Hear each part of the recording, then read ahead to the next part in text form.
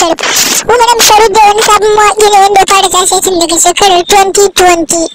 daga shekarar 2011 har zuwa ka yanzu 2022 muna fatan zai ci gaba da saya gaba da 2025. Assalamu alaikum wa rahmatullahi ta'ala wa barakatuh. Barkan ku da zuwa ta Harwa Star Hausa TV ta Shamsi harare cin Najeriya da ma faɗin duniya baki ɗaya. Idan yau ne farkon shigo ka wannan channel ɗin ta mai albarka muna mai roƙon ka da ka taimaka ka danna mana subscribe insha Allah da kuma comment da kai ma ka da samun sababbin bidiyoyi mai ingantattu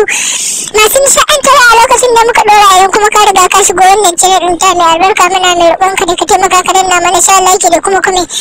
yadda kai ma ka ci gaba da samun ingantattun bidiyoyi mai ingantattu masu nishaɗantarwa a lokacin da muka ɗora shi da wannan mawaƙi wato Umar M Sharif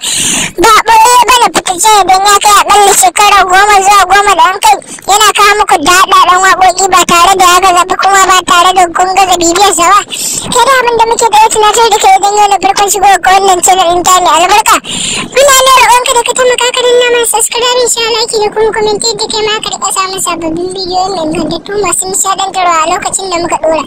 Idan kuma ka riga ka shigo wannan channel ɗin ta mai albarka muna mai roƙonka da ka taimaka ka danna mana insha Allah da kuma comment yadda kai ma ka riƙa samun ingantattun bidiyoyi masu nishaɗantarwa a lokacin da muka ɗora. Ita dai wasu TV ta ƙware wajen kawo muku labarai a cikin awa 24 ba tare da hauma ko sassan zuciya a ciki ba.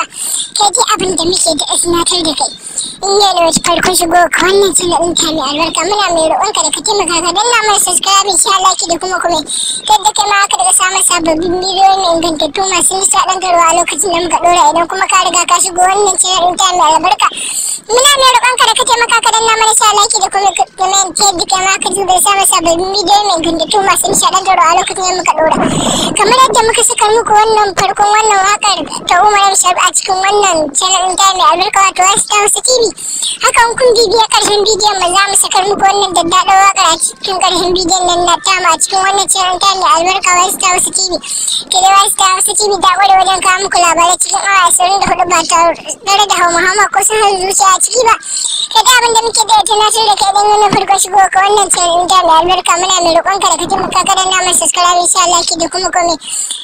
yadda kai ma ka daga samun sababbin bidiyoyin mu za mu tafi mu bar ku muna godiya.